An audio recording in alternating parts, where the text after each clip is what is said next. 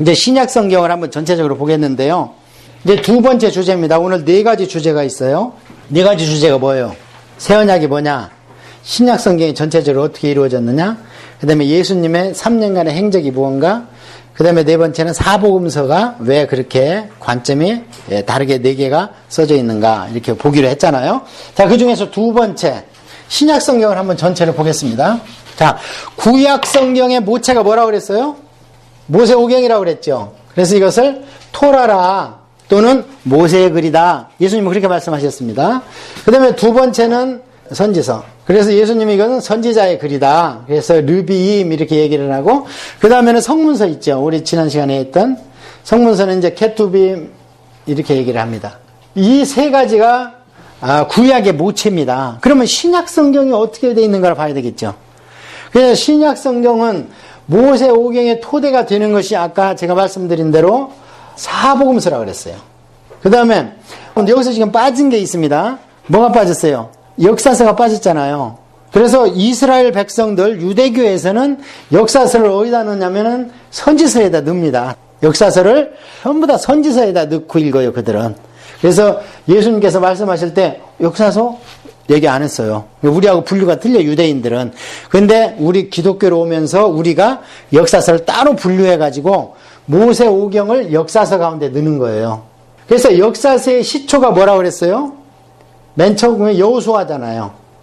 모세오경도 역사서지만 이거는 하나님의 그런 율법의 토대이기 때문에 구약 전체를 이루는 배경이고, 모세오경 가운데서 레위기가 계약서라고 그랬잖아요. 그래서 여호수아서가 정복기인데, 여호수아서를 지나면서 뭐가 나왔어요? 가나안에 드디어 이스라엘의 왕국이 성립됐잖아요. 그래서 국민, 헌법, 영토 다 국가가 완성됐다 그랬잖아요. 그게 이스라엘 집합체가 완성된 겁니다. 자, 그러면은 선지서는 뭔가 이스라엘 집합체가 세상 삶을 살면서 하나님 뜻대로 모세오경대로 안 될 때 하나님이 개입하셔서 이런 때는 이렇게 사는 거야, 이렇게 사는 거야 하면서 하나님의 신앙의 교리, 스트럭처를 이루어진 게 선지서잖아요. 이러면 안 되지. 레위기가 이렇게 얘기하고 있잖아. 이러면서 레위기대로 제사를 지내면 다시 하나님이 부흥을 주고 했잖아. 이게 교리란 말이에요. 그러면 신약은 어떻게 되어 있는가? 모세오경이 구약의 토대가 된 것처럼 신약은 사복음서. 모세오경의 핵심은 하나님이잖아요. 누가 뭐라 그래도. 사복음서의 핵심은 누구예요? 하나님이신 예수님이라고요. 그래서 이렇게 다 보여주시고 나서, 자, 이제 그러면 너희들이 나가서 내 말대로 살아봐 하면서 통과한 게 뭐예요? 그 말대로 살기 시작하려고 노력해보는 게, 예수님은 떠나시고 그게 사도행전이잖아요. 그러니까 사도행전은 무엇을 탄생시키기 위해서 막 애를 써. 산고를 겪잖아, 막. 사도 바울의 애 낳는 엄마처럼 막. 그래서 교회인 거예요, 이게. 그렇다면 결론적으로 이스라엘하고 교회하고 대칭되잖아. 그 다음에 교회가 이러면 안 되지. 왜 파당 만들어? 왜 음란이 들어와 있어? 이러면서 교회를 자꾸 질책하면서 써낸 설교문이 뭡니까? 서신서잖아요, 뒤에. 그러면 구약으로 보면 뭐하고 똑같아요? 선지서 똑같습니다. 그렇게 보시면 되는 거예요. 그 다음에 이제 성문서는 인간이 올려드린 거니까, 뭐 신약에서는 우리의 삶이라고도 볼 수 있고, 신약은 뭐 굳이 성문서로 분류는 할 필요가 없습니다. 그래서 신약과 구약이 그 프레임이 똑같다는 겁니다. 그러면은 구약이 하나님 말씀을 안 들어서 징계를 받았다면 그때 깨우쳐 준 게 선지서다. 그러면 우리가 오늘날 교회 생활하면서 무엇을 제대로 공부를 해야 되겠어요? 서신서, 교리서를 제대로 공부해야 되는 거. 그러니까 로마서 같은 데 보면은 쭉 11장까지 교리를 얘기한 뒤에, 그러므로 교리가 이렇게 얘기하고 있지 않느냐, 그러므로 하면서 성도의 삶을 계속 얘기하잖아요. 그러니까 바울 서신 보면 항상 교리를 얘기하다가 그러므로 이렇게 나옵니다. 그 저짝에 빌립보 교회에 빌립보서 써준 것도 보십시오. 바울이 하고 싶은 얘기는 유아디게와 순두게가 두 권사가 영적으로 대립하고 있던 거예요, 지금 그 빌립보 교회가. 근데 그 얘기를 다 짜고 꺼내면 안 되잖아요. 그러니까 거기에 이제 우리라는 얘기가 많이 나와. 그리고 예수님은 겸손하시다, 죽기까지 했다, 양보해라. 그러다가 이제 5장에 가서 그러므로 유아디게 순디게야 서로 주 안에서 하나 되고 성도들아 둘이 화해할 수 있도록 도와주라. 하고 싶은 얘기는 뭐예요? 화목하라는 거예요. 둘이 너무 두 권사가 막 싸우니까. 근데 거기는 좋은 뜻으로 싸우고 있어. 사실은 선의의 경쟁을 하고 있었거든. 근데 그것도 안 된다는 거예요. 그러면은 그 메시지를 도출해내는 양식이 선지자하고 똑같잖아요. 그러니까 우리가 교리서를 열심히 공부해야 되는 거예요. 자, 그래서 이제 여기에 이렇게 장황하게 나와 있지만, 그러면 우리가 지금 이제 신약 성경에 프레임을 딱 잡을 수 있습니다. 첫째, 토대가 된 사복음서. 그 다음에 교회가 잉태돼서 나오는 사도행전. 여기까지는 뭐 두말 할 필요가 없고, 이렇게 해서 나온 게 뭐냐? 이게 교회가 나왔어요. 자, 그래서 교회가 되려면 첫째는 누가 있어야 돼요? 성도가 있어야 됩니다. 두 번째는 이 교회가 어떤 조직체입니다. 육적인. 그 다음에 세 번째는 종국적으로 교회라는 것은 영적인 것을 추구하는 데라 이 말이에요. 그 다음에 네 번째, 교회는 전쟁을 수행하는 겁니다. 영적 전쟁을. 영적 전쟁을 수행하기 위해서 마치 구약의 이스라엘 백성이 가나안 7족속을 치는 것처럼 영적인 전쟁을 이 땅에서 치러 나가야 되는 것이 교회라는 거예요. 자, 그러면 이제 한번 따져봅시다. 성도가 되려면 첫째, 뭘 받아야 돼요? 구원을 받아야 되죠. 중생을 해야 되죠. 그래서 성도의 중생, 구원의 도리를 얘기해야 되는 책이 있어야 되겠죠. 왜냐면 구원 안 받은 사람들이 모여 있어봐야 그건 세상 동창이나 향후하고 똑같지. 그래서 구원받은 성도를 모여있는 그런 구원의 도리를 얘기한 것이 이게 로마서입니다. 그래서 사도행전 다음에 무슨 책이 제일 먼저 나와요? 로마서가. 그래서 구원을 어떻게 받는 것이다. 이신칭의로 받는 것이다. 사람은 다 죄인이다. 유대인들 웃기고 있네. 너희들 아브라함 봐. 먼저 하나님이 의롭다 하고 그 다음에 할례 행했지. 니들 할례 행했다고 구원받았다고 장담하지 마. 그러니까 유대인이나 이방인이나 다 죄인이야. 그러면데 이들을 위해서 마지막에 구원의 최종적인 정점으로서 예수 그리스도가 온 거야. 그런데 구원을 받고 예수 그리스도를 믿는데도 아직 죄성이 내 안에 있네? 그러니까 성령이 왔지. 그게 5장, 6장, 7장, 8장입니다. 로마서. 그래서 개인 구원의 초보, 도리를 얘기하는 게 로마서입니다. 믿음으로 구원을 받는 거다. 예수 그리스도 믿음으로. 그 다음에 한번 딱 구원받으면 변치 않았으면 좋겠는데 북진북하죠. 북진북하면서 처음에는 맞습니다 했다가 아니 근데 꼭 예수만 믿어야 돼? 메시아 형이 그 당시에는 부처한테 온 거 아니야? 예수를 눈으로 보지도 못하고 그리스도의 도를 전해보지도 못한 우리의 조상들은 어떻게 하나님 불공평하네. 아이 바보야. 그러니까 석가한테 메시아 영이 와서 불교로 와가지고 그때 구원 이렇게 얘기하는 것이 종교다원입니다. 지금 우리 조상들이 구원 못 받은 것은 첫째는 하나님의 그 예정 그 생명력이 없었고, 두 번째는 이스라엘 백성이 저 천년 동안 썩어 빠져가지고 죄 없는 이방인들이 다 죽어온 거예요. 구원도 못 듣고 선택의 여지도 없이. 그건 하나님의 신비라 제가 뭐라고 얘기를 못해요. 자, 그래서 움푹짐푹한 신앙생활 처음에 네가 박수치면서 그렇지 예수 그리스도의 피밖에 없다. 그것을 꼭 잡고 있어라. 그게 뭐냐? 갈라디아서예요. 그래서 갈라디아서는 로마서를 함축한 겁니다. 그래서 루터는 나는 갈라디아서와 결혼했다 그랬어요. 실제로는 순위하고 결혼했으면서. 그 다음에 이런 중생한 성도들이 딱 몇 명이 모여서 교회를 섬기면 이제 어떻게 전도해야 되죠. 그러면 전도한 사람은 중생한 자가 대상이에요? 아니면은 우선은 모아가지고 거기서 골라야 돼요. 우선은 떡밥을 뿌려내야 낚시를 물지. 그래서 복음 전도를 쫙 하다 보면 아직 구원의 도를 전도받지 못한 인도받은 사람이 오죠. 인도를 받아야 와서 그 다음에 도를 전해서 전도를 할 거 아닙니까? 그래서 인도받아서 아직 도를 전도하지 못한 사람한테 도를 전할 그 과도기에 있는 사람들이 교회를 이해하기 전에 분란이 많이 일어나겠죠. 그래서 이제 육적 교회인 거예요, 그게. 그래서 교회를 모아보니까 와서 막 딴소리하고 패를 만들고 나는 박 장로가 전도했으니까 저 사람은 편들 거야. 아니 나는 황 장로한테 전도받았어. 그래서 박 장로가 나는 요번에 저 교회 옮길 거야. 그럼 나도 따라갈래. 그건 육적 크리스찬입니다. 그런 것이 실제로 나타났어 안 나타났어? 초대교회에 나타난 것이 고린도 교회입니다. 그러니까 고린도 교회는 교회가 처음 탄생했을 때 파당 생기고 아직 세상에 더럽게 살던 음란이나 이런 우상숭배의 문제가 해결이 안 된 상태에서 교회로 쑥 들어온 겁니다. 그래서 눈으로 보이는 현상들이 일어나서 그것을 정리정돈한 게 고린도 전후서예요. 그럼 성경 앞에 있어야 돼, 뒤에 있어야 돼? 앞에 있어야 되겠죠. 아마 5명의 중생에서 모였는데 10명이 됐어. 근데 그 중에 아직 5명은 교회를 뭐가 뭔지를 몰라. 그래갖고 파당을 만들어 나는 저 사람 설교가 좋아. 나는 부목사 따라갈래. 막 이런 식으로. 그렇게 하지 말고 정점은 오직 예수다. 그렇게 얘기한 게 고린도 전서에 나오잖아요. 자, 그러면 이 다음에 이제 이렇게 하다가 교회가 어느 정도 성숙하면 무슨 문제가 생기는지 교리 문제가 생기는 거예요. 교리 문제가 생겼을 때 교리 문제가 첫째는 정통교리임에도 불구하고 무엇을 중요시하느냐에 따라서 갈리죠, 교회가. 지금 정통과 이단은 예수 그리스도의 보혈을 인정하면 우리 정통입니다. 다른 것 좀 틀릴 수 있어요. 지금도 저쪽 동방정교회하고 로만 캐톨릭에서 나온 우리 개신교 쪽하고는 부활절이 틀립니다. 크리스마스도 틀려요. 그렇지만 그들도 예수 그리스도의 보혈이고 로만 캐톨릭을 얘기하는 게 아니고 동방정교회 쪽. 그러니까 옛날에 교회가 하나 있었는데 정교회로 갔고 한쪽은 로만 캐톨릭으로 갔어요. 이 로만 캐톨릭에서 프로테스탄트 저항에서 나온 게 개신교예요. 그래서 개신이라고 그러는 거예요.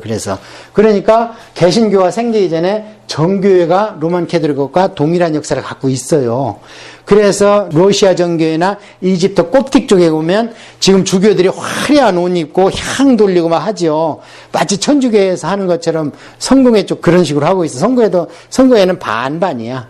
종교개혁을 했지만 거기에 어그리를 안 하고 로만 캐톨릭에서 스스로 독립해서 나왔어요. 나중에 교회에서 할 시간 있으면 잠깐 말씀드릴 수 있는데 중급반에서 한번 했어요, 우리가. 그래서 교회 안에 시끄럽게 하는 것이 정통이면서도 불구하고 교리로 분류되는 것이 장로교, 감리교, 순복음 뭐 이렇게 갈리는 거예요. 그러나 이단이라고 안 합니다, 서로. 무엇을 강조하느냐? 성결을 강조하느냐? 신유를 강조하느냐? 성결을 강조하면 성결교, 신유를 강조하면은 순복음, 펜타코스탈 쪽, 말씀을 강조하면은 장로교. 미친 개가 돌아다닌다. 미친 개를 때려잡아라. 하는 것이 장로교에서도 통합 측. 미친 개를 때려잡는 게 김일성이를 때려잡으러 올라갔잖아요. 거기는 이제 통합 측이에요. 사회를 개혁해야 된다는 거예요, 예수님의 힘으로. 그런데 이제 우리 합통 측은 뭐냐? 미친 개한테 물리는 것도 하나님의 섭리니까 물린 사람 치료해줘라. 뭐 탁상공론 같죠. 문제를 이야기하면 문제가 되죠. 근데 문제를 이야기하지 않으면 전혀 문제가 안 돼요, 우리한테는. 그래서 교회 안에는 그 두 가지가 있는 겁니다. 정통적인 교리만 인정한다면 우리 이단 취급 안 해요. 그런데 문제는 교회 안에 들어온 것 중에서 예수님의 피를 무시하는 게 들어온 거예요. 그게 뭐냐? 영지주의라는 겁니다. 영지주의라는 건 뭐냐면 영적인 지식이라는 거예요. 보통 우리 세상 지식이잖아요. 근데 영적인 지식을 추구하다 보면은 마치 중생하고 또는 이데아의 구원을 얘기했잖아요. 제가 플라토를 얘기했을 때 그런 것처럼 불교에서 얘기하는 해탈이라든지 득도라든지 이런 걸 얘기하는 영지주의, 그노시즘이라고 그러는데 이런 것이 들어오는 것이 이런 것까지 방지한 요거까지 싸워야 된다는 것이 교회에 들어왔으니까 그것을 또 서술을 해줘야 되겠죠. 들어온 교회에다 그런 문제를 써줘야 되겠죠. 그런 것이 이제 나중에 이것은 교회가 어느 정도 성숙했을 때 일어나기 때문에 신약성경 뒤편에 있습니다. 그게 베드로 전후서에서 약간 비치다가 요한 1, 2, 3서에 완전히 그 얘기입니다. 요한 1, 2, 3서는 영지주의 완전히 교회에 딴 거 들어온 거 물리쳐버려라. 그런 얘기고 그 다음에 교회가 세상하고 살다 보면 항상 대립됩니다. 무주구천당의 할머니도요. 교회가 뭔지 모르는데 교회 가는 걸 싫어해. 손자가 교회 간다 그러면 풀 뜯으러 가라 그러고. 왜 그러냐 이 말이요. 근데 절에 간다면 좋아해. 그러면 절에 대해서 뭐라 얘기하냐? 몰라. 모르는데도 그래. 그래서 교회는 있으면 있을수록 세상과 계속 대립되는 겁니다. 이게 대립돼서 성숙한 교회의 종국적인 싸움은 뭐냐면은 고난과 싸움입니다. 세상의 핍박과 환난과 고난. 처음에는 유혹으로 오고 그 다음에는 핍박과 환난으로 오고 그렇게 싸우는 게 뭐냐? 그게 성숙한 교회와 그 다음에 교회가 어느 정도 연륜이 쌌을 때니까 성경에 보면 뒤편에 있어서 그게 베드로 전서입니다. 그래서 베드로 전서를 한마디로 해라 그러면은 고난을 이겨라. 자, 그 다음에 우리가 영적인 전쟁을 해야 되는 거죠. 영적인 전쟁은 아까 이거하고 조금 중복된 얘기인데, 영적인 전쟁을 하려면은 영적인 세계를 알아야 돼요. 영적인 세계를 알으려고 그러면 아까 우리가 모여있는 사람의 숫자, 헌금의 액수, 뭐 조직, 구역이 몇, 이건 중요한 게 아닙니다. 영적인 전쟁을 수행하려고 그러면 우리가 알아야 되는 것은 교회의 본질, 우리의 무기가 무엇이냐, 이것을 알아야 되는 거예요. 그래서 영적 전쟁을 하려면 영적 세계를 알아야 되는데, 그 영적 세계에 대해서 얘기를 해놓은 것이 에베소서입니다. 그래서 영적 세계를 얘기하면서 영적 전쟁을 수행할 때 에베소서에 보면은 전신갑주를 입으라 하면은 로마 병정이 당시에 전쟁 나갈 때 입은 것을 바울이 생각하니까 영적으로 딱 맞는 거예요, 그게. 이 뇌가 정지하면 끝나버리잖아, 뇌사가 되면. 그러니까 투구 쓰라는 거예요. 그게 뭐 진리를 툴로 탁 써야 다른 것이 들어와서 화살이, 그게 불화살이라고 그러잖아. 불화살이 못 들어오는 거예요. 근데 흉배를, 여기다 갑옷을 딱 입고 있으라는 거예요. 의의 흉배를. 예수 그리스도의 의로. 그런 것을 바울이 보니까 육적인 세상에 있는 로마 병정을 그 당시에는 가장 강력했지 않습니까? 그 정도로 영적으로 성숙해야 된다는, 영적 안전무장을 하고, 그 다음에 마지막에 검이라고 그러잖아요. 그래서 그 검은 예수님이 그러잖아요. 마지막에 당신이 돌아가실 때는 이제는 검을 가져라. 검을 가지라 그랬는데 제자가 두 개를 딱 보니까 그걸로 가다 그랬잖아요. 근데 베드로는 아직 머리가 잘 안 돌아가가지고, 아, 예수님 이 말씀이구나. 그래서 말고의 귀를 잘라버렸잖아요. 그러니까 예수님께서 이거 아니고, 그러니까 이것까지는 참아야지. 그럼 무슨 검을 얘기하는 거예요, 거기서? 그게 나오는 게 에베소서에 그 검이 있는 거예요. 그래서 에베소서에 나오는 검은요, 칼이 세 가지입니다. 원어로 보면. 큰 칼이, 한쪽 날선 큰 칼이 있어요. 로마 병사 보면은. 그 다음에 큰 칼, 중도막 큰 칼인데 양날이 쓴 칼이 있어. 그런데 뭐가 있나? 단도가 있어. 성경에 나오는 검은 뭐냐? 단도요. 좌우에 날샌 검, 단도. 왜 그러면 그 단어를 썼는가?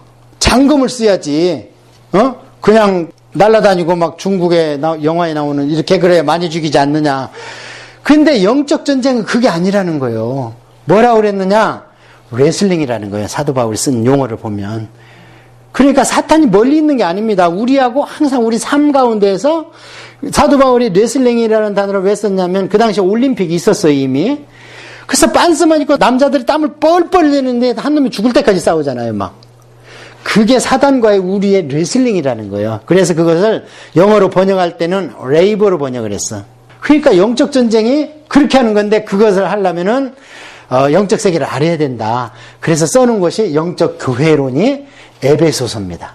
그러니까 이것은 맨 나중에 이제 사도 바울이 죽을 때쯤 되니까 감옥에다 하나님이 딱 가둬놓고, 사도 바울이 감옥에 안 갇혔으면 큰일 날 뻔했어. 우리는 성경을 못 써. 감옥에 딱 갇혀 있으니까 이 교회 문제가 생기니까 가지는 못하고 애는 타지만 글을 써놨잖아요. 그래서 우리가 보는 거예요. 거기에 만약에 안 갇히고 막 돌아다녔으면 그분은 뭐 앉아도 교회, 넘어져도 교회, 변소를 가도 교회, 옥중에 갇혀도 교회니까 그냥 뭐 글 쓸 시간이 없어. 그러고 뭐 뭐르시를 하시는데 옆에 사람한테 받아 적으라 그러면서 당신은 또 딴 거 하는 것 같아. 막 받아 적다 하도 안 받아 적으니까 에베소서 3장에 보면은 점을 찍어 놔서 똑똑똑 받아 적다가 뭔 생각을 하셨는지 이 대사하는 사람이 할 일이 없는, 그러니까 붓에서 잉크는 떨어지고, 그래서 똑똑 원문에 있어요. 그게 똑똑똑 세 점. 이러면은 신약 성경이 어떻게 기록되어 있는가 이제 대강 아시겠죠. 이제 이거는 이렇게 하면 이제 이것을 공동서신이라 그래요. 왜냐하면 받는 사람이 공동이다 이 말이야. 그런데 나중에는 지도자한테 개인적으로 써준 것들이 뭐냐면 목회서신. 그래서 그 목회서신도 있고, 또 사도 요한 같은 분은요 그냥 아녀자한테 하나 써줬어. 그 요한 이서 보면 부녀여 하면서, 그 다음에 장로한테 하나 써줬어. 가요 장로여 하면서 우리가 잘 아는 내 영혼이 잘된 것 같이 내가 범사 잘되고 뭐 쭉 나오는 거 있잖아요. 삼박자 오중복음인가 뭔가. 성경책 많은데 거기서 그 한 줄 뽑아가지고 삼박자 오중복음 가지고 그냥 조엘 오스틴이 완전히 그냥 꼽혀. 조엘 오스틴 바라는 대로 될 것 같으면 뭐 왜 그런 집을 발이야? 700만 불짜리를 놓고 기도하지. 조엘 오스틴은 믿는 대로 되고 바라는 대로 말하는 대로 되는 거는요 주님의 말씀이 그렇게 된다는 거예요. 우리가 죄성이 있어서 우리는 그렇게 안 됩니다. 바라는 대로 될 것 같으면 얼마나 좋아. 자, 그러면 신약성경 어느 정도 알았죠? 그러니까 여러분 논리적으로 얘기한다고 그래서 철학적으로 성경을 푼다, 시적으로 푼다 그래서 거기에 현혹돼 버리면 안 돼요. 제가 늘상 그런 얘기합니다. 조금 있으면 성경만 가지고 복음만 가지고 얘기하는 사람이 촌뜨기 목사가 되고 머리는 저는 구리타부는 사람이 다 있어. 근데 나만치도 몰라 성도들이 속으로 판단할 겁니다. 좀 있으면 그래요. 요번에 여기 한신대 명예교수님 왔다가 그거 신문 안 봤어요? 그분이 와서 뭐라 그랬냐면 성경을 문자적으로 풀지 마라. 왜 성경에 매여 있냐? 나는 종교다원주의는 아니지만 성경에서만 일하시는 그런 예수님이고 하나님이 아니다. 그런 얘기 했잖아요. 종교다원주의는 아니지만 했지만 종교다원주의입니다. 누가 나는 종교다원입니다. 그러면서 집회에 나가는 사람 누가 있어요? 나는 아닙니다. 그러면서 가는 거예요. 정신 바짝 차려야 돼요. 아니 그분은 연세가 70세가 넘고 박사가 몇 개고 넥타이 매고 점잖았죠. 그러니까 사람들이 어떻게 했어? 이야 저 사람이 저렇게 얘기하는데 그런 세상이 옵니다. 이게 정신 바짝 차려야 돼요. 지금은요 성경대로 믿는 게 바보 같은 세상이 오고 앞으로는 성경대로 믿는 성도들을 깨우치는 목사, 그런 바보 같은 성도를 현대화시키는 목사가 진짜 목사다, 이런 시대가 온다니까요. 곧 정신 바짝 차려야 돼요. 근데 여러분이 그런 책을 보면은 안 넘어갈 수가 없다니까. 수메르, 아케드 문화, 그 다음에 바벨론에 포로 잡혀가서, 어떡할까, 우리 민족의 정체성을 깨우자 그랬고, 바벨론에 있던 홍수설화를 가지고 만든 것이 노아 홍수다. 그런데 다 거기 넘어지고 있어요, 지금. 한국에는 또 돌 선생이 나와가지고, 나도 한마디에서 나오는, 그거가 영지주의인데, 제가 지금 얘기한, 영지주의 문서가 발굴됐는데 이게 바로 오래된 거고, 그분 뭐라고 그러는지 아세요? 실제 예수와 신약성경 예수는 틀리다는 거예요. 그럼 우리는 실제 예수를 믿어야 되냐? 역사 속에서 세련되어 온 성경에 있는, 역사 속에서 굴르면서 인간들이 알아듣기시키고 설득시키기 좋게 세련되고 문장류되어 있는 만들어진, 모디파이 했다 그래. 그분 얘기는 모디파이 된 예수를 믿어야 되냐, 실제 예수를 믿어야 되냐. 이렇게 가지고 도마복음을 지금 설교하고 있는데 누가 안 넘어가겠어요, 거기에. 그런 세상이 옵니다. 왔어요, 벌써. 그런 걸 이길 수 있는 건 오직 하나요. 말씀을 많이 보고 성령의 도우심을 받아야 돼요. 기도 가운데 성령의 도우심. 안 그러면요, 그냥 다 넘어가요. 그래서 로마서에 보면은 어떤 사람이 얘기하는 것처럼 하나님이 없다고 해서 하나님이 없는 게 아니다. 그 어떤 사람이 누구겠어? 오늘날로 얘기하면 스티븐 호킹 같이, 또 돌 선생 같이. 그런 것이 이제 신약성경의 전체적인 개관이고. 자, 이제 예수님의 생애를 좀 한번 봅시다. 예수님 생애는 왜 중요한가? 예수님은 물론 교훈이 중요합니다. 중요하지만 예수님이 그렇게 기도했다면 우리도 그렇게 기도해야 된다. 예수님이, 하나님은 우리보다 몇백 배, 몇천 배 하나님과의 교통이 이루어졌죠. 왜? 죄가 없으니까. 왜냐하면 하나님과 우리를 가로막는 건 뭐라 그래요? 죄라 그러잖아요. 근데 예수님 죄가 없잖아요. 그러니까 유리창으로 밖을 보는 거 정도가 아니에요. 그냥 유리창 없이 밖을 보는 거예요. 근데 우리는 지금 뭐가 가려졌어요? 유리창에 브라인드 치고 그거하고 모자라서 또 커튼도 치더라고. 브레인은 차광이고 커튼은 보기 좋게 한다고 커튼도 쳐버려. 그냥 빛이 못 들어오게 하는 거예요. 빛이 지금 예수님인데. 그럼 이걸 걷어내는 게 뭐예요? 이게 계시라는 거예요. 그래서 계시가 이것을 걷어낸다, 그런 뜻이거든요. 그러니까 그 창문이 이렇게 있다면 조금 걷은 게 구약이고, 더 걷은 게 선지서고, 조금 더 걷은 게 예수님 오신 거고, 완전히 거친 게 구속사의 완성이다 그러는 거예요. 성경이 397년에 칼타고에서 완성됐다. 그럼 창문이 확 거친 거예요. 이제 더 걷으면 벽이 파손되는 거예요. 그게 몰문교고 통일강론이고 여호와 증인이고. 왜냐하면 성경 갖고 안 된다는 거예요. 뭐가 더 있어야 되는데.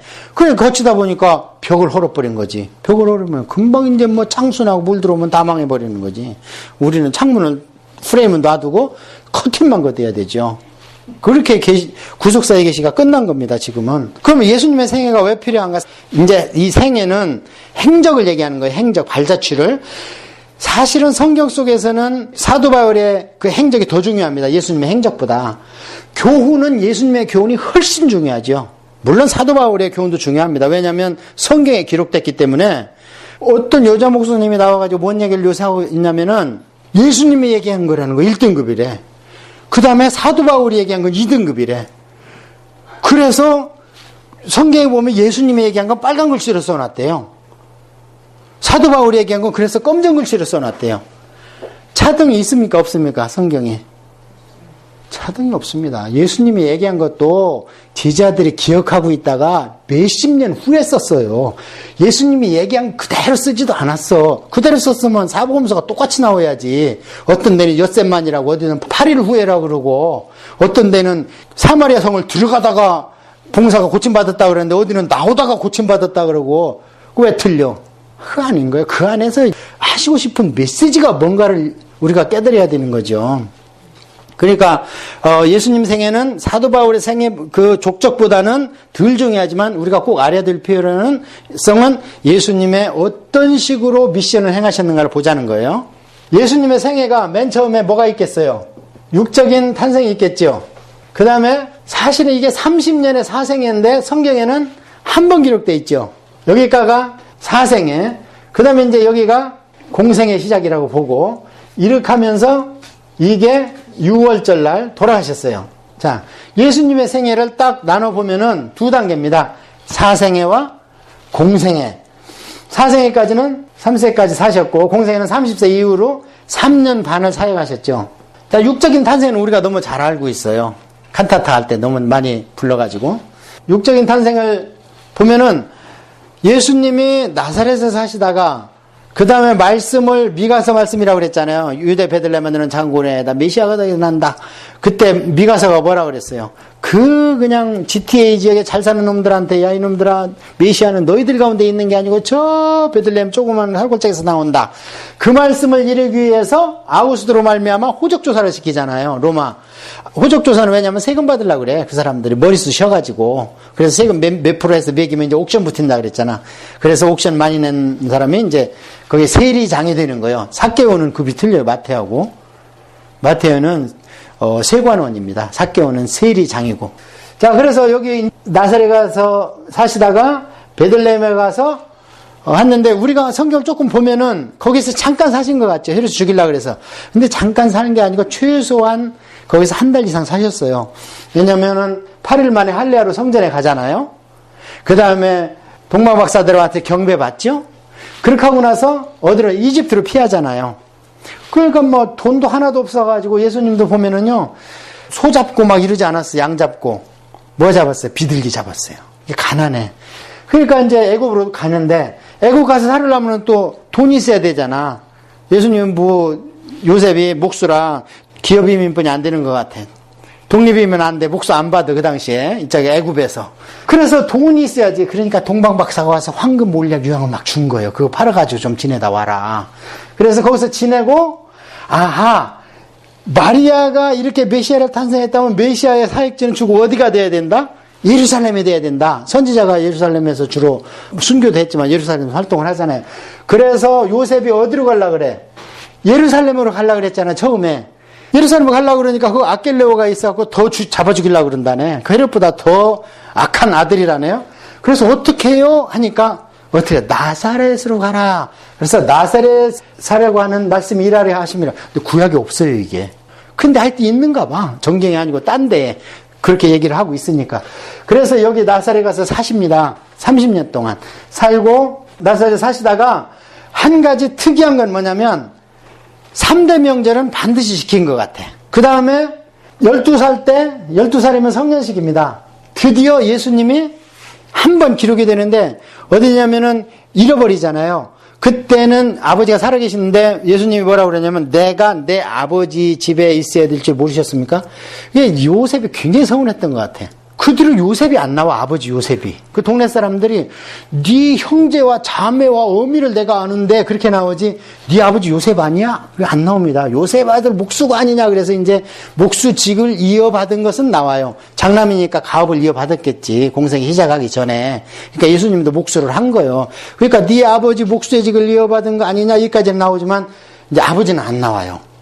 근데 올해는 사신 것 같다면 아들을 많이 낳았잖아. 딸도 낳고.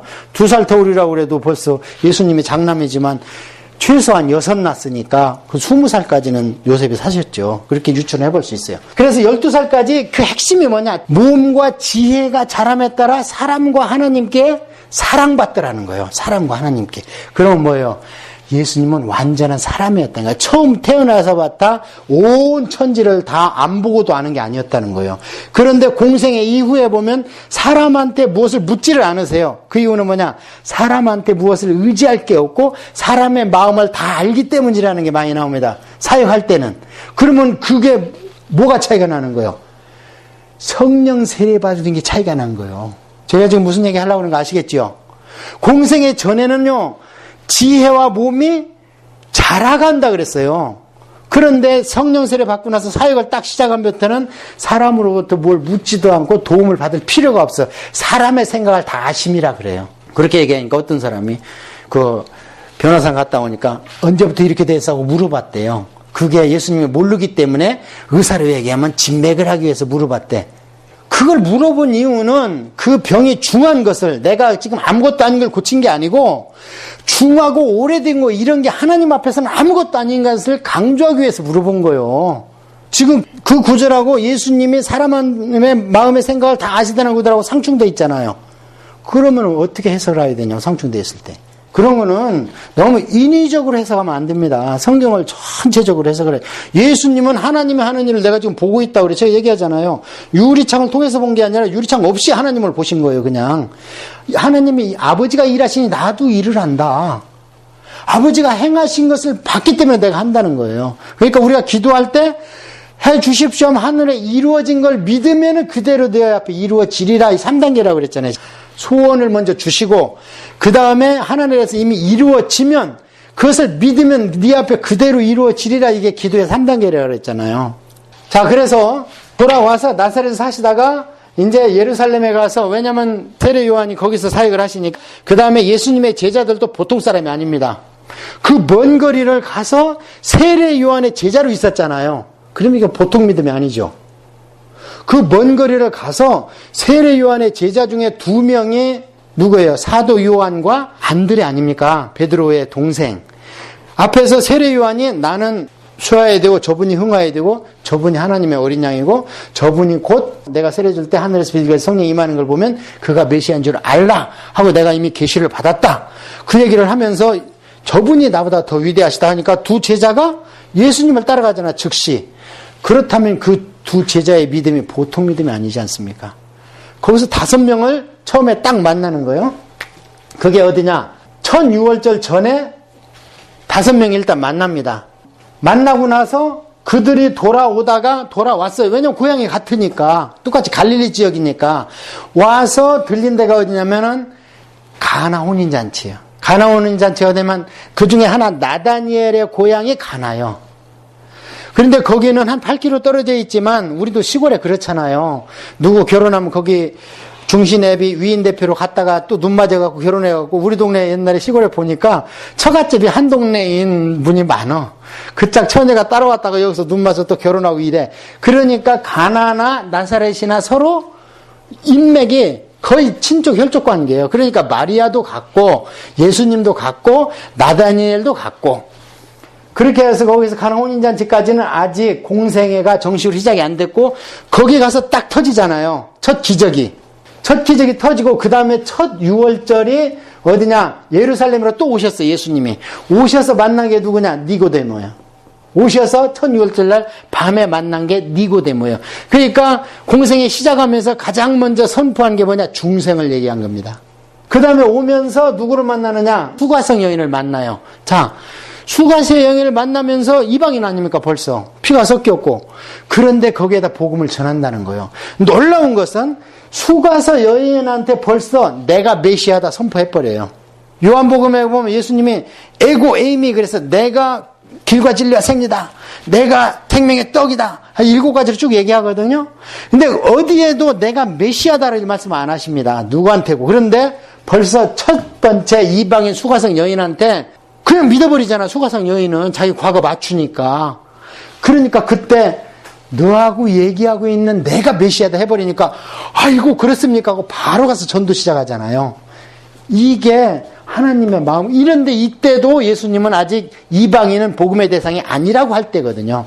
이방인이 복음의 대상이라고 할 때는 언제냐? 마지막 유월절에 돌아가시면서 누가복음 21장에 이방인의 때가 찰 때까지 짓밟히리라. 그래서 그게 1945년에 회복될 때까지거든. 그때 로마 병사가 들어온 대로 계속 주인이 이방인으로 바뀌었어. 거기 예루살렘에. 그때까지는 다시 나를 못 버리라 했거든요. 그래 이제 회복되니까 그나마 유대인이 들어가니까 메시안주의시가 들어갈 수 있었던 거예요. 그 전에 유대인들이 회복이 안 됐으면 거기는 왕 모슬렘권이라 아무도 복음을 전할 수가 없었어요. 예루살렘에서. 그런데 이제 주의시가 들어가니까 그래도 민주주의가 들어가고 하면서 메시안주의시가 생긴 겁니다. 예수님 말씀대로 됐잖아요. 자, 그래서 이때 수가성 여인을 만나고 첫 번째 유월절 전에 세례요한의 세례를 받으면서 5명의 제자 후보생을 거기서 뽑았죠. 그러고 나서 12제자를 바로 안정합니다. 이때 와서 첫 번째 유월절 정하고 와서 가버나움으로 이사를 하고 그 다음에 베드로의 장모를 고쳐줘야 베드로를 내놓을 거 아니에요. 장모가 뭐 먹고 살겠어. 그 누군네 집인지 모르겠어. 장모가 같이 살아. 근데 안드라는 장가도 안 갔는데 또 한 집에 사네. 그 형제는. 그런데 거기에서 또 힘 잘 쓰는 베드로를 빼내간다고 그러니 뭔가 한방 표를 보여줘야지 내놓지 사위를. 그래서 10병을 고쳐줘 버립니다. 그러니까 예수님한테 그 장모가 믿어버린 거예요. 이야, 이 정도 능력이면 내 사위 맡겨도 괜찮겠다.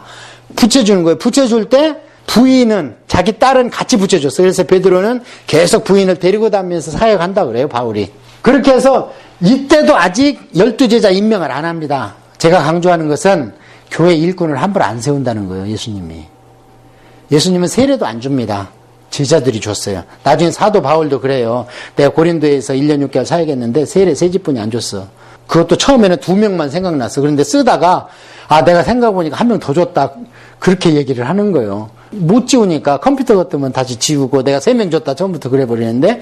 자, 그래서 여기에서 제자를 부르고 마태도 부르고 세례 요한이 이때 잡혔다는 얘기를 듣고 들어오고, 그러니까 세례 요한도 잡혀서 바로 죽은 게 아니에요. 1년 이상을 옥살이를 한 거예요.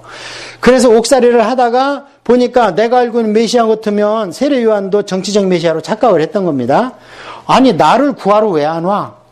그러면서 제자들을 보내는 거예요. 그러니까 예수님이 뭐라 그래요? 그래, 내가 메시아도 안 하죠. 안 하는 대신에 뭐라 그러냐면 내가 하고 있는 일을 가서 전해라. 그러면 세례 요한이 벌써 이사야서를 다 알고 있다는 거예요. 그래서 공부를 해야 된다는 거예요. 그 정도 되는 사람 같으면 내가 메시아다 하는 것보다 내가 하고 있는 일을 가서 얘기해봐. 근데 제자들이 돌아가고 나니까 남은 사람들한테 세례 요한이 곧 구약의 말라기에 오기로 한 엘리야다 그러잖아요. 제자들이 떠난 뒤에 귓속말로. 그렇게 예수님은 성경을 중요시했다는 거예요. 어쨌든 중요한 것은 뭐냐, 12제자 그렇게 함부로 안 세웠고, 그 다음에 사역을 그렇게 너무 광범위하게 처음부터 안 벌렸다. 그러고 나서 마지막 3번째 6월절에는요 안 가십니다. 안 가시고 오병이어 기적을 일으키십니다. 왜냐하면 이 사람들이 내가 이제 가면 끝나는데 너무 불쌍한 거야. 그러니까 명절 지키는 것보다도 5,000명이나 되는 생명에게다가 복음을 전하는 게 중요하니까 아예 그런, 이제는 없어질 건데 조금 있으면 성령 오시며 교회가 생기면은 이제 6월절 없어질 거 아닙니까? 그러니까 예수님이 벌써 여기에다가 생명에 중점을 두십니다. 그러고 나서 마지막에는 어떻게 해요?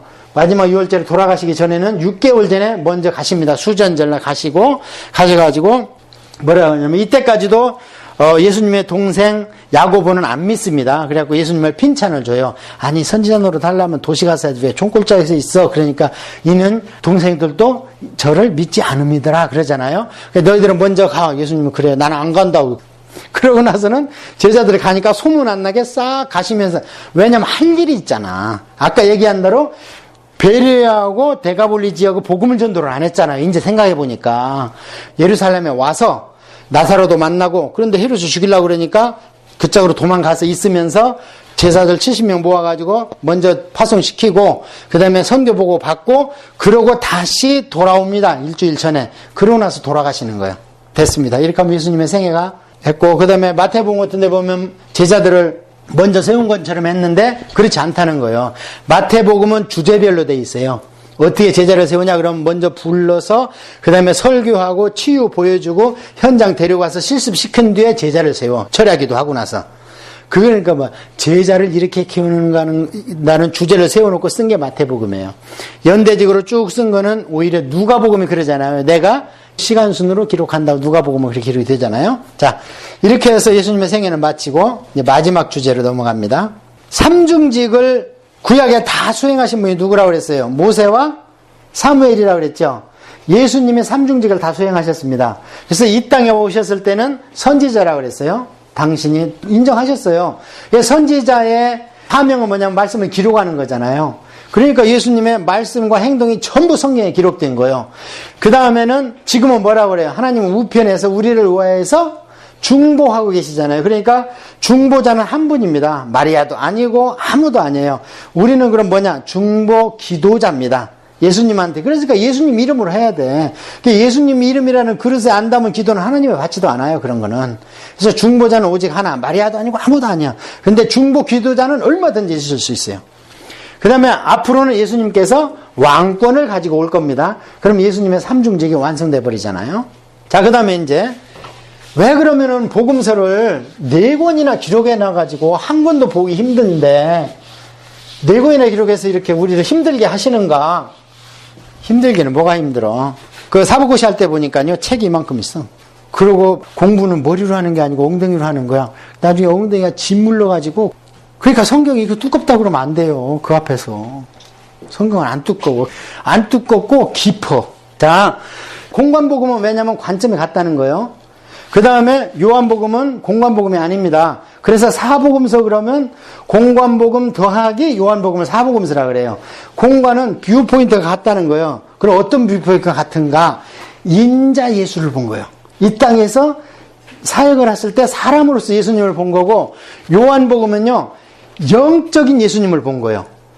그러니까 예수님을 행적을 볼 때는 마태, 마가, 누가를 중점적으로 봐야 되고, 예수님의 메시지와 하나님 나라에 대해서 알으려고 그러면 요한복음을 봐야 돼요. 그래서 성경 중에 가장 어려운 책이, 요한계시록 다음에 어려운 책이 뭐냐면, 제가 볼 때는 요한복음과 유다서예요. 유다서는 막 귀신하고 싸우고 막 난리 피잖아요. 그러니까 그거는 영적인 책이니까 1장만 써놔서 다행이에요. 근데 요한복음은 완전히 영적 세계를 얘기해요. 그래서 신이신 예수님을 보기 때문에 공관이 아닙니다.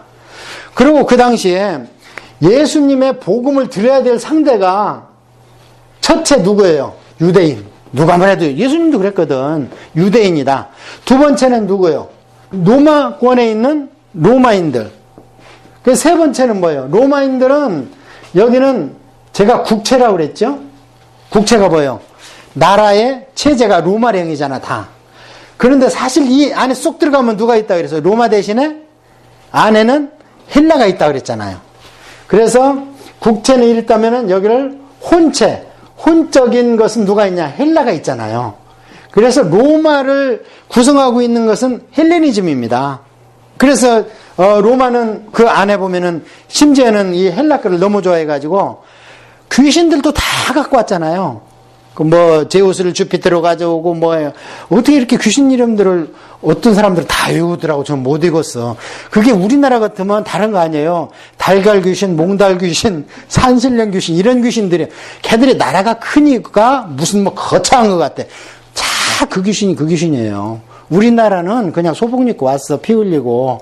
그리고 거기는 하늘에서 왔다 갔다 하고 그게 영체거든. 그러니까 나라가 이렇게 막 제국이 되니까 뭐 막 멋져 보이는데 멋진 거 아니야. 다 귀신은 예수님이 볼 때는 더러운 귀신이야. 언클린한 전부 더러운 것들이야. 그 다음에 또 하나는 누구예요? 장차 와야 될 이방인들, 우리들. 자, 이렇게 주님의 복음을 드려야 될 부류가 네 부류입니다. 그래서 유대인을 상대로 누가 뭐래도 바울도 그랬고 처음에 복음의 전도 대상은 유대인입니다. 그들은 메시아관, 신관이 확실해요. 언제 이후로? 바벨론 갔다 온 이후로. 우리는 이 잡귀신, 조상귀신 이런 거 씻어내는데 모르겠어요. 여러분 다 씻어졌는지. 그걸 유대인들은 아무것도 없어. 거기에 오직 여호와만 들어가 있어. 근데 뭐가 안 돼 있냐? 메시아관이 안 돼 있는 거예요. 그래서 자기들이 갖고 있는 신관에다가 메시아관만 집어넣으면 되죠. 그 메시아가 한마디로 하면 기름 부은 자고 왕이라는 거예요. 그래서 마태복음이 그 유명한 예나 지금이나 머리는 좋은데 출세 못하면 세무공무원 됩니다. 돈 많이 버니까. 뇌물도 많이 먹고. 그래서 그 명석한 두뇌를 가지고 자기 민족으로 해서 위치기 시작한 거예요. 그래서 그 마태복음에 보면은 내가 세리다. 다른 복음서는 마태를 세리라고 얘기 안 해요. 스스로만 내가 세리다 그래요. 마태가 세리다. 마태복음에. 그 정도로 마태가 낮아졌어. 그러면서 유대인을 상대로 하고 싶은 얘기냐? 예수님이 메시아다. 그러니까 족보가 나오는 거예요. 다윗 족보가. 그렇잖아요. 그래서 마태는 유대인들을 대상으로 해서 너희들 그러니까 구약 버리고 이제 진짜 메시아가 왔어. 다윗이 왔어. 그러면서 아브라함과 다윗과 예수님을 같은 반열에 놓잖아요. 14대 14대 14대로. 그게 키포인트요. 마태복음은. 그러면서 나머지는 뭐냐? 치유, 축사 이런 거 뭐냐? 메시아가 할 수 있는 거 이런 거 했지 않느냐? 그것을 입증해 나가는 거예요. 그래서 마태복음에 나오는 가장 많은 단어가 뭐냐? 이루어진, 기록되었을 때 이르기를 뭐가? 구약이. 너희들이 알고 있는 구약이 이것이 이루어진 거야. 지금 예수님이 와서 이렇게 기록된 것이 이거야. 하느님이 이렇게 이루기를 한 게 이렇게 이루어진 거야. 그래서 대상은 구약의 성취다 이 말이에요. 마태복음은. 그 다음에 마가복음은 뭐냐? 당시에 로마인들이 가면은 그냥 폭정했잖아요. 막 워카발로 짚는가 하면은 돈을 세금으로 뺏어가고 그러니까 너무 못 살게 굴잖아. 그러니까 마가복음은 아주 마가는 누구냐면 너무 젊기 때문에 예수님의 12제자는 못 들어갔습니다. 바나바의 조카인데 마가의 어머니가 바나바의 누나예요. 그래 나중에 복음 듣고 이제 바나바가 자기 농토 패가지고 예루살렘 교회로 와서 다 먹고 살으라고 내놓잖아요. 바나바가. 근데 이 마가가 나중에 철이 들어가지고 베드로가 뒤집어져가지고 부흥사가 됐는데 공부를 안 해가지고 헬라어를 못하는 거예요. 그래가지고 베드로를 통역하러 같이 다닙니다. 그게 이제 클레멘트 교부가 그렇게 얘기를 합니다. 그래서 마가복음의 메시지는 누구의 메시지냐면 베드로의 메시지예요. 그러니까 짤뚝 하면서 유도스라고 곧 이루어지니까 괜찮아. 예수님 곧 오셔. 막 이렇게 계속 곧 하는 얘기가 마가복음에 엄청 많이 나와요. 그러니까 베드로의 성격을 그대로 나타내고 있습니다. 그래서 너희들이 이렇게 핍박받지만 사실 너희들이 믿는 예수님도 와서 그토록 핍박받은 사람이 없어. 그러니까 예수님의 그것을 우리가 본받아서 곧 로마는 망할 거니까 조금만 기다려라. 그 다음에 누가복음은 헬라인이에요. 오직 복음서 중에서 누가만 이방인이야. 유대인의 피가 없어. 성경을 쓴 사람 중에서. 두 권이나 썼잖아. 사도행전하고 누가복음하고. 근데 아무나 들었으면 안 되니까 당시에 버가모에 의대가 있는데 의대에서 수석으로 졸업한 누가를 하나님이 들었은 거예요. 의사가 신유를 얘기하는데 누가 반박하겠어요? 그렇잖아요. 그러니까 누가복음에 기적과 귀신 얘기가 굉장히 많이 나옵니다. 의사가 그것을 도장을 찍어주는 거예요. 진짜 이거 했다. 내가 치료 안 했는데도. 그러면 어떻게 수석 졸업했는가? 위대한 바울 사도가 아플 때 와서 의사로 천거를 받았는데 누가를 천거받은 거예요. 1차 전도여행 때. 그렇다면 소문난 명예 아닙니까? 그러고 헬라어라는 명체를 보면 화려하고 그 다음에 유대인의 역사를 어떻게 그 짧은 시간에 역대기를 다 꿰고 있어. 누가복음에 보면은. 그래서 그런 사람을 들었어서 아주 뛰어난 사람, 이방인을 들었어서 헬라적 사고방식에 잡혀 있는 사람들을 완전히 뒤집어버려요. 복음으로. 그게 누구냐면 누가복음이에요. 그래서 여기에서는 누가복음에서는 어떻게 나오냐면요. 예수님의 족보를요. 마리아의 족보를 올라가 버려요. 그러니까 이는 하나님의 그 아들이지, 영적인 아들이지. 그래서 거기에 보면 족보를 얘기할 때 사람들이 알기로는 요셉의 아들이지만 이렇게 나와버려요. 그건 뭐예요? 너희들이 그렇게 알고 있지만 사실은 요셉의 아들이 아니라는 거예요. 그러는데 어떻게 그것을 논증할 수 있느냐? 족보를 훑어가 보니까요. 마리아 족보로 해가지고 어디서 만나냐? 나단, 다윗 이렇게 만나는 거예요. 나단이 이제 선지자도 되지만 다윗의 아들 중에 하나예요. 솔로몬의 형제. 그러니까 다윗에서 솔로몬으로 와서 요셉이 나왔고 다윗에서 나단으로 와서 마리아가 나오는데 실제로 예수님은 이 마리아의 족보로 올라가서 예수님을 얘기합니다. 그럼 뭐예요? 세상의 족보를 무시한 거 아닙니까? 그래서 이것은 유대인뿐이 아니고 이방인, 유대인의 족보, 다윗 족보가 아니고 이방인의 족보 있는 사람들 전부 다 복음의 대상자다. 그렇게 얘기한 헬라인. 그래서 여기는 족보가 어디까지 올라가요? 사람으로 끝나지 않고 아담이 나오더니 그 위로는 또 이래버려. 그러면서 누구예요? 하나님이 나와버려. 마태복음은 안 나오죠. 하나님이. 아담까지 나오죠. 그러니까 온 세상에 하나님을 얘기해요. 그런데 이것까지도 안 돼. 이것까지도 적인 세계만 얘기한 거예요. 사도 바울이 이들보다 무려 한 40년을 더 산 뒤에 예수님에 대해서 내가 뭐라고 쓸까 하면서 쓴 게 요한복음이에요. AD 96년에. 그러면서 사실은 예수님은 사람이 아니다 하면서 쓴 게 요한복음이라 요한복음은 영적인 복음인 거예요. 그래서 요한복음은 실제로 우리가 요한복음을 이해할 수 있는 정도로 영적 성숙이 이르가야 돼요. 말 그대로. 예수님의 내가 지금 아버지가 하는 것을 보고 나도 한다 그러면 실제로 본 거예요, 예수님이. 그럼 우리의 목표가 거기가 되어야 된다는 거예요. 그러면은 이제 말한 대로 이루어지는 거예요. 그냥 뭐 좋은 집 보고 지나가다가 나 저 집 갖고 싶다. 조엘 오스틴 그걸로 시작하잖아, 처음에. 책이. 그래서 내 집 됐다. 그건 아니고. 그거는 자기가 복음을 변질시켜가지고 사람을 모아가지고 돈 벌어서 그 집을 샀지. 그걸 하나님이 줬다고 하면 안 되죠. 요즘에도 교회 부흥시키는 쉬워요. 무당귀신 들어가가지고 약간 신비한 거 옛날 얘기 맞추고 6살 때 나머지 떨어졌네 무릎 까봐 거기 상처 있지 이러면은 사람들 금방 몰려들 거예요. 그렇잖아요. 요즘엔 약간 신비해야 교회가 성장해. 근데 그게 잘못 가는 지름길입니다.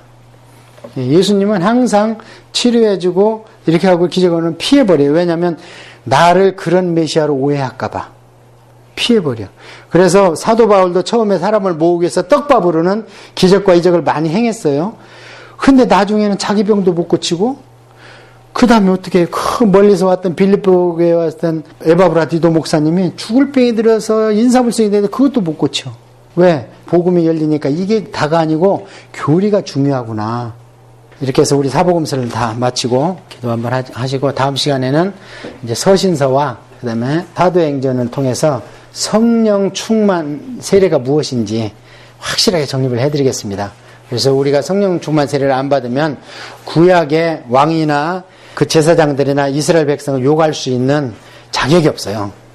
왜냐면 우리가 지금 그렇게 넘어지잖아. 맨날 쓰러지고 넘어지고 뒤집어져가지고 잘못했다고 또 왜 막 주님을 징징 짜고 막 그러잖아요. 구약 백성이 그거거든. 이유는 딱 하나요. 선지서를 제대로 안 보고 율법을 제대로 안 지켰기 때문에. 그러니까 우리가 오늘날 기름 부음과 성령 충만을 모르면 우리도 넘어지고 자빠져요. 우리 기도 한번 하고 마치도록 하겠습니다. 자, 통성으로 한번 1, 2분 기도하겠습니다. 주님 감사합니다. 마침내 많은 선지자를 보내고 말씀을 줘도 말씀을 소멸시키기 위해서 말씀을 갖고 있는 선지자를 죽이고 심지어는 성전의 마당에서까지 사람을 죽이기 때문에 하나님의 참다 400년 만에 마침내 내가 가리라 하고 하나님이 오셨는데 백성들은 마침내 하나님까지도 죽이고 말았습니다. 그러나 이제 그 모든 죄를 내 자손에게 섬기리라 해서 이스라엘 백성이 2000년 동안 나라 없이 헤매는 동안에 모든 이방인에게 복음이 전파되고 이제 마지막 때에 되니 주 예수의 하나님의 이름으로 오시는 이에 하는 메시안주의 시들이 예루살렘의 복음을 전파하여 드디어 마지막 때가 되고 있는 이때 저희들이 에스라 성경에 모였습니다. 아버지 서신서와 성령 하나님의 사역을 우리가 바로 이해함으로 누리고 살고 잘못에 빠지지 않도록 인도하여 주시옵소서. 많은 자들이 교회를 다닌다고 하면 말씀을 등한히하여 전부 빠져가고 딴 길로 가고 있사오니 어떻게 하겠습니까 아버지. 저희들이라도 그 일에 빠지지 않도록 적은 무리여 두려워하지 말라. 하나님 나라가 너희들에게 상속되기를 하나님이 기뻐하시는 아닌 것처럼 오늘날에도 말씀만을 붙들고 있는 저희 되게 하여 주시기를 간절히 원합니다. 우리 하는 사랑하는 성도들의 영혼을 만족시켜 주시고 하나님 안에서 진리 안에서 참 자유와 기쁨을 누리게 하여 주시옵소서. 우리의 감정적인 흥부이나 또는 지적인 욕구에 충만에 그치지 아니하고 진리 외에 우뚝 설 수 있는 하나님의 산 그런 영적인 용사가 되게 하여 주시옵소서.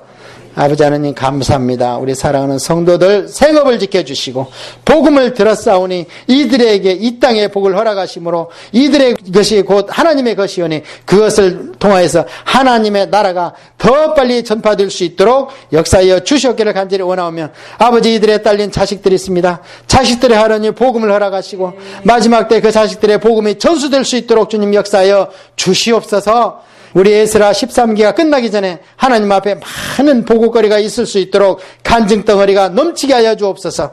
예수님의 이름으로 기도합니다. 아멘. 할렐루야.